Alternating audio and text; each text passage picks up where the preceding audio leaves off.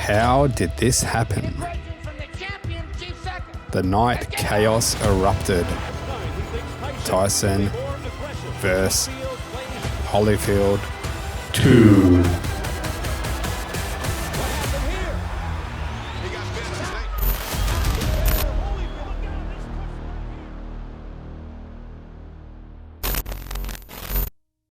Being the baddest man on the planet comes at a price. And on the 28th of June 1997, Tyson paid that price when he completely lost his cool in the ring. He did something that night that would shock the boxing community and the world. This is the story of how the baddest man on the planet lost his reputation over the span of just 2 rounds and will go down as creating one of the dirtiest fights in boxing history.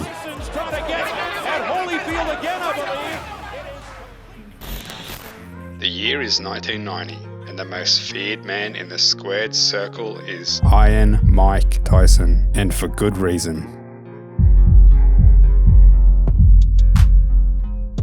He seemed unstoppable with almost all his fights ending before the scheduled time, and sometimes in devastating fashion. Most people in boxing say the only thing that can beat Mike Tyson is Mike Tyson himself. He was a champion who would reign for a long time. Or so we thought. There was one man who was the biggest threat to putting a halt to Tyson's impressive career. Evander Real Deal Holyfield. Evander Holyfield was the undisputed cruiserweight champion, and after dominating that weight class, he set his sights on the heavyweight division. Some boxing critics thought he was too small to make it to the top in the heavyweight division, but he was determined to prove them all wrong. He established himself in the division by moving up to the #1 contender for the undisputed title after only 5 fights as a heavyweight. This would put him in line for a mega fight with Iron Mike Tyson. The date was set. We would finally have all our questions answered to who was the best heavyweight in the world. Both fighters were contracted to make a massive payday, especially for that time period. Holyfield was set to make $11 million, and Tyson, as the champ, would walk away with double that at $22 million. The boxing world was ready for one of the first mega fights of this era. But then the unexpected happened. James Buster Douglas would rip the titles away from Tyson by shocking the world after winning the biggest upset in not just boxing history, but sporting history. He's not gonna make it! And just like that, the mega fight was deserted. 8 months later, Evander would step in the ring with the man who took away his biggest payday, and he would have his revenge. Had to rise up just so they could see me. Perfect jab, but see Holyfield. Douglas, much bigger, 38 pounds heavier, 5.5-inch reach advantage. Will try to keep Holyfield on the outside. And you see how he always finishes his combination off with a hook. That's something he doesn't feel Douglas does. And there's that hook after a 2-punch combination for Holyfield. Gentlemen, more Buster Douglas tummy jokes than anything. Big right by Holyfield. Not a huge punch, but you can see he's finding the range with that punch, as well as the jab. Evander Holyfield dictating the tempo out of the gate. Final seconds, round 1. Both these boxers have a terrific uppercut, and that might be the wild card in this fight, but it's only effective from the inside. And a heavy left hook there by Evander Holyfield. And a right. That snapped Douglas back. Douglas around when he thinks Douglas is coming.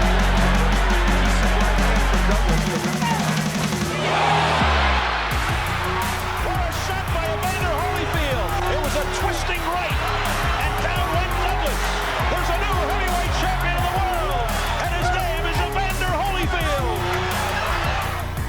This would reignite the fantasy of a mega fight, but this time Holyfield was the champ and would have the influence of gaining a bigger paycheck for the mega fight. Holyfield and Tyson all of a sudden was back on. The 8th of November 1991. The fans were rubbing their hands together in anticipation for this epic clash of 2 titans. But disappointment would once again rear its ugly head as the fight would be cancelled indefinitely after Tyson was convicted and sent to prison, and this ultimate clash would be all but a fantasy. Holyfield would reign as an undisputed champion for 2 years until 1992 when he was defeated by Riddick.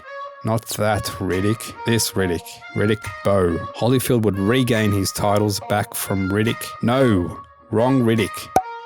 And then he lost the next fight to Michael Moorer, as well as another loss to an untitled fight against Riddick Bowe. It was around this time Tyson was released from prison and back to fighting with a point to prove.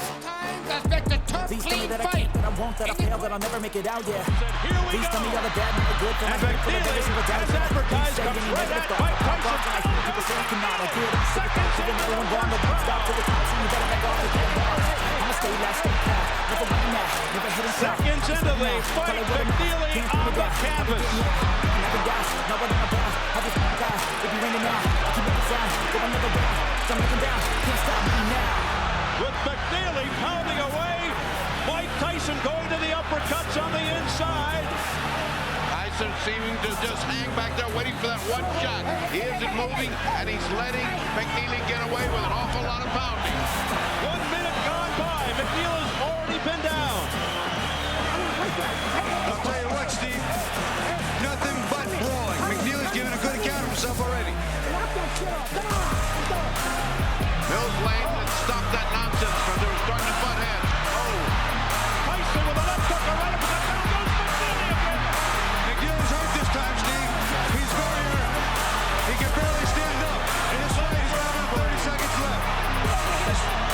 They want Tyson to go to the neutral corner. What's going on? The round That was not correct. That was not correct. That was not correct.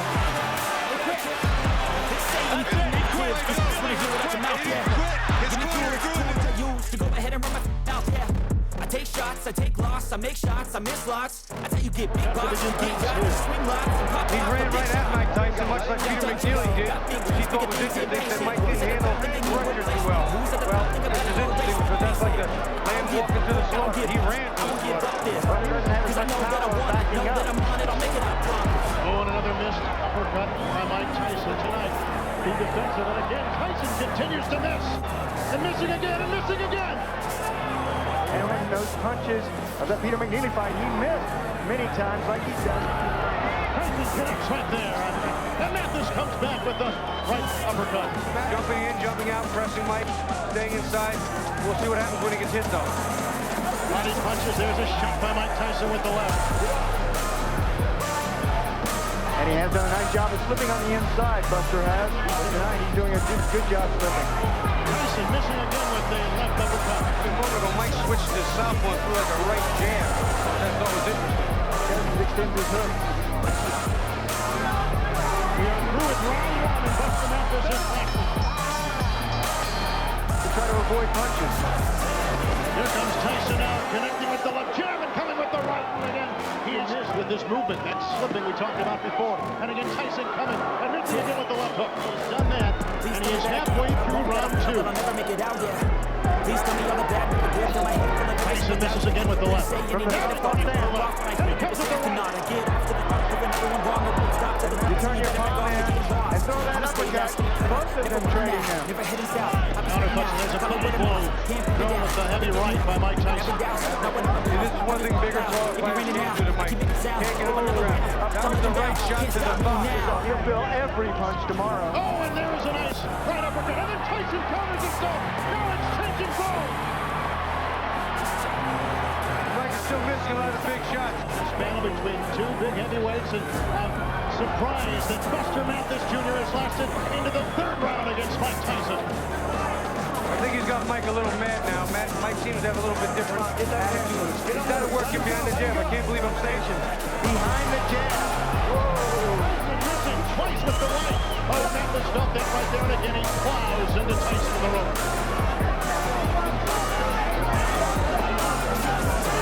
It's going to become a little bit of a wall. Now this is the first time that Tyson has had Mathis up against the ropes. Use that right-footed pivot. Swing around on your opponent's side and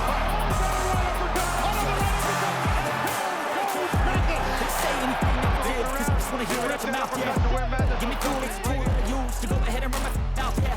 I take shots, I take loss, I make shots, I miss lots. Check yourself at all times. Any question, Mr. Tyson? Mr. Bruno, let's get it on. And the first thing you notice, the size difference between Tyson and Bruno. Frank Bruno with the bodybuilder's physique, 27 pounds heavier, almost 4 inches taller, huge reach advantage, and here we go, round one.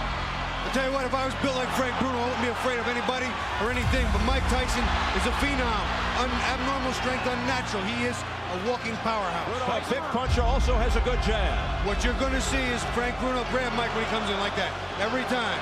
Every time he comes in, he's going to hold him. He's not going to let Mike do what Mike wants to do on the inside. Hill's lane to keep it their heads off. Bruno with the questionable chin. But Bruno also feels he's learned to hold on, which he did with McCall. He is very strong, and he'll also try to tie Tyson up. He's fighting scared. When you jab and already are going back before the jab even gets there, you're too apprehensive. Grabbing, says Mills Lane. Tyson's people wanted to bob and roll, be less of a target, attack from the angles, and he is on the attack. That right hand buckled the legs of Frank Bruno.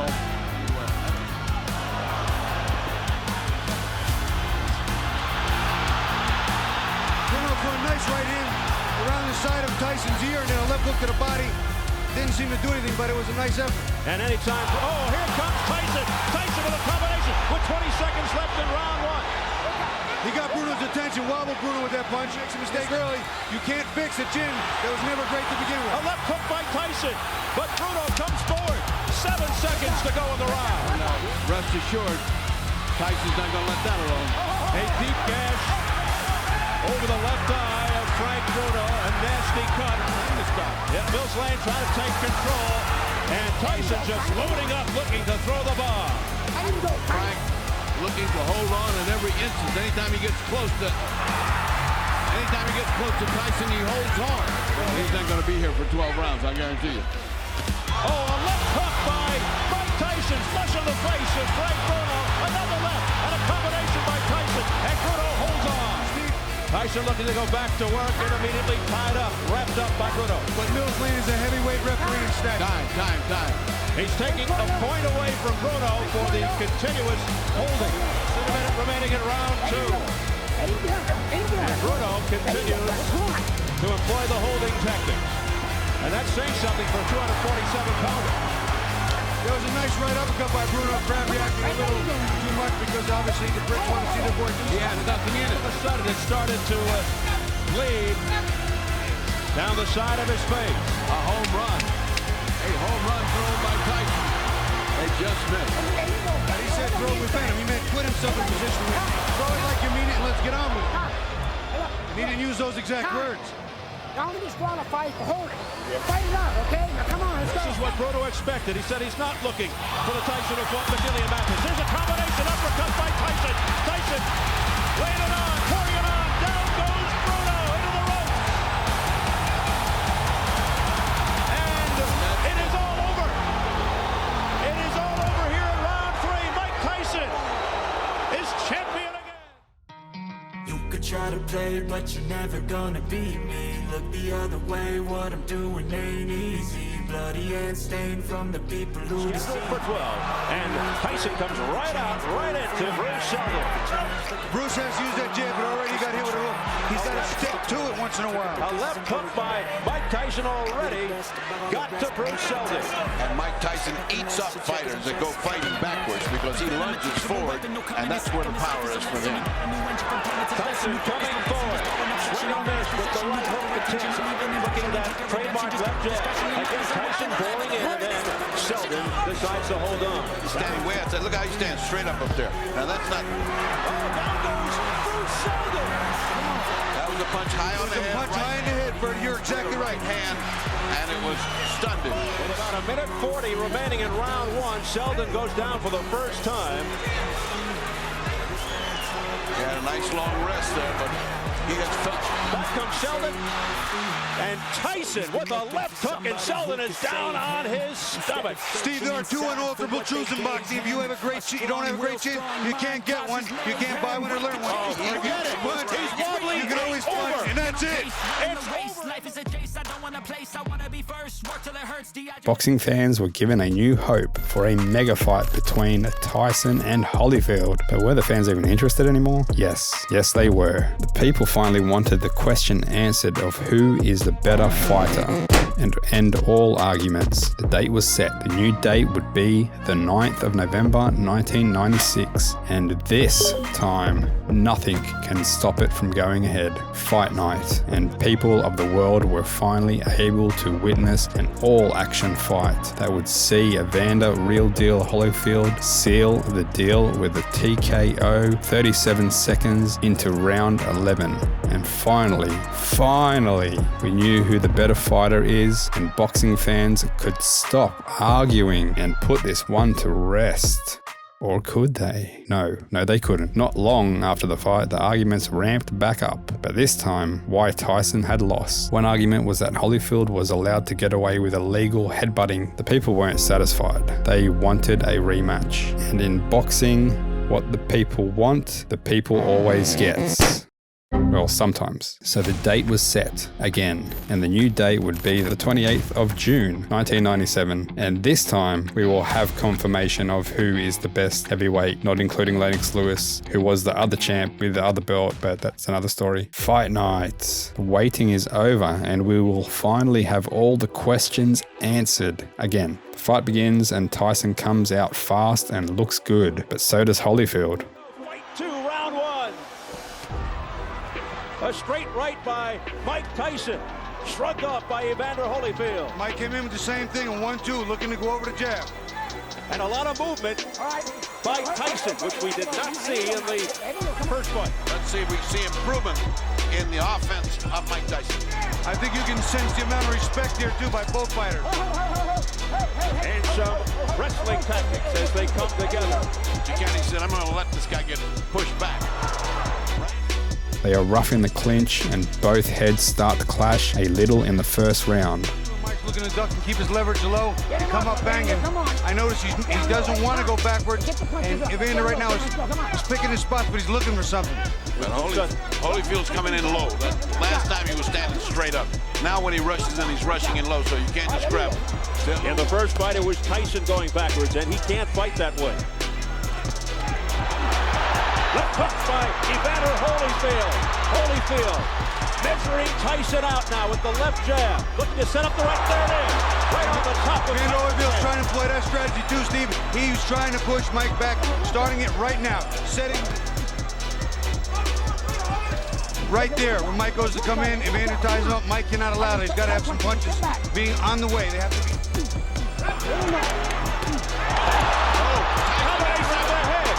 Evander Holyfield, back comes Tyson with the left hook to the head of Holyfield. He hurt Mike really good with that right hand. I'll tell you what though, Mike hit him back with the left hook. This is going to be a war. Holyfield wins a close first round as the crowd chants Holyfield. The chants of Holyfield start early. They started in the 6th round of the first. Round 2 and a few more head clashes, and Tyson gets cut as the ref calls time and confirms the cut was caused by an accidental headbutt. Something we didn't see in the first fight. He looks over to Bill's lane. It's a cut around the right eye of Mike Tyson from a clash of heads, I believe. That's just what happened, and Mike said, what about this fighting? What about this? Time on, and the head clashes continue. Now from the outer portions of the right eye of Tyson. What a terrible thing. I'm not sure if it's the exact same cut that reopened. Well, one thing is different. He has now got pressure on him, and he's just started this fight. And again, just like in the first fight, Tyson looks over for help from the referee. I think he was complaining about a low blow there. I didn't see a blow go south of the border, but that's what he's complaining about. To the ropes. If an accidental foul occurs before the end of the 4th round, the fighters ruled a technical draw. After the end of the 4th, they go to the card. Holyfield digging in with uppercuts to the body, now going upstairs, looking for the cut. The cut over the right eye is fairly deep. He just got a pretty good glance at it. Pushing into the ropes by Holyfield. Over the top. Mike throwing a nice right hand, but you see he's not following up with the big combination. And Tyson really beginning to look frustrated now.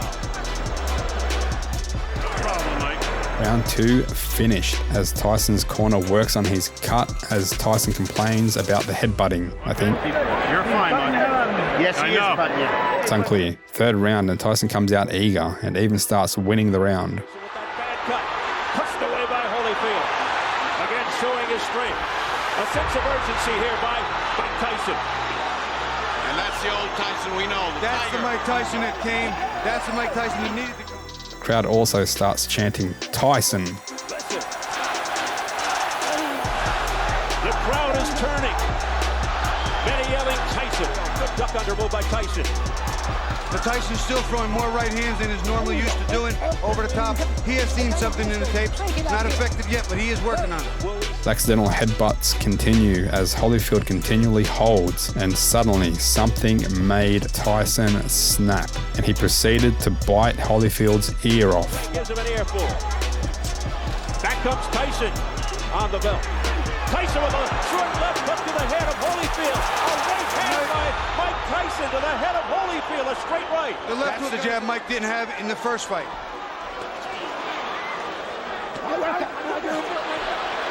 What happened here?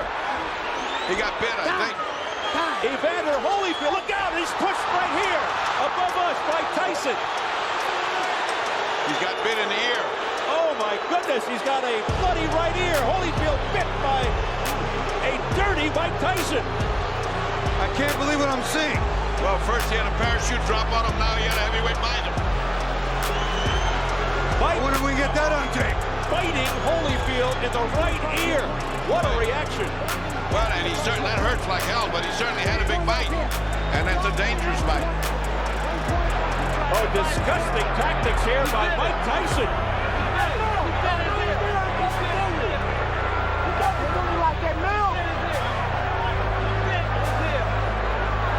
We understand 1 point has been deducted from Tyson for that vicious exhibition. Now, they could disqualify him, but they've taken a point, that's for sure. Whether it was the constant headbutts,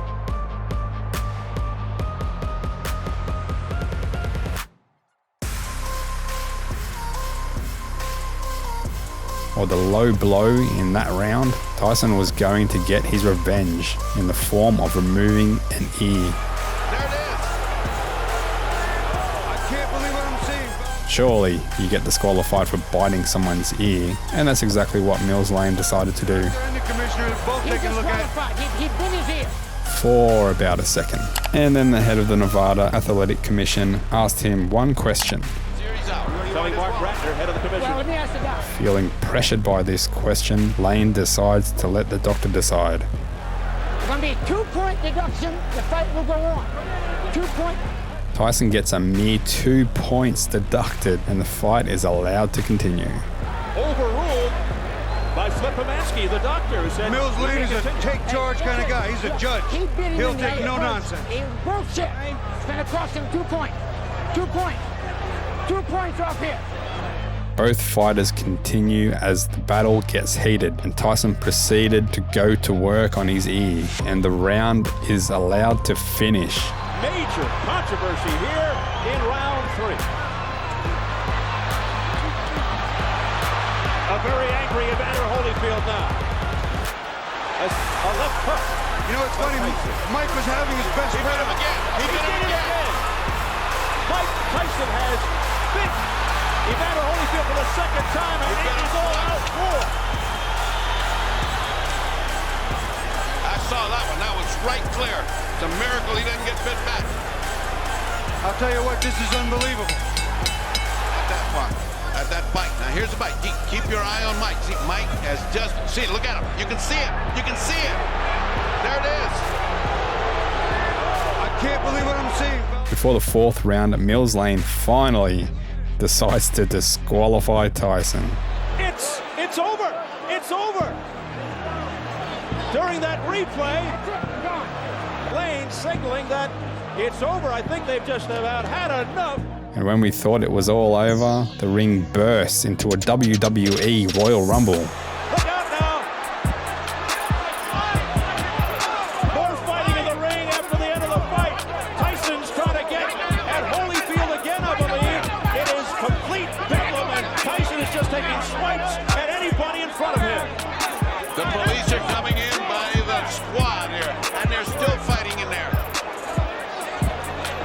fiasco in the ring. People are jumping above us. Trying to get in there. There's the security trying to hold Tyson back. This is the most unbelievable spectacle I have ever seen. Tyson's bodyguard fighting with the security. The crowd in stunned disbelief here. In the post-fight chaos, Tyson was hit with a water bottle on his way back to the dressing room, and he and his entourage attempted to scale the barriers to confront the members of the crowd. You gotta take a position sometime, somewhere. That was it. Pandemonium breaking out here as Mike Tyson is leaving the ring, and we'll continue with Mills Lang as you see. Shots were also fired in the MGM Grand Lobby on what descended into one of boxing's blackest nights. After the ordeal, Tyson was fined $3 million because by law they couldn't fine him more than 10% of his purse, which was $30 million, if you don't want to do the math. His boxing license was also revoked for a little over 2 years, and Tyson would be back to entertain the following year. In 2005, Tyson would finally hang the gloves up, and his career would be remembered for his brilliance in the ring as well as the controversy he also caused in it. Well, I would like to continue, but I saw that I was getting beat on. I realized I don't think I have it anymore because I got the ability to stay in shape, but I don't got the fighting guts, I don't think, anymore. When did you recognize that? At what part of the fight? I don't know, early into the fight. I'm just sorry I let everybody down. I just don't have this in my heart anymore. Holyfield would continue on fighting for another 14 years after the incident and would finally retire with a last win in 2011. Holyfield still walks around with scars from that brutal night on the 28th of June, 1997. Peace out.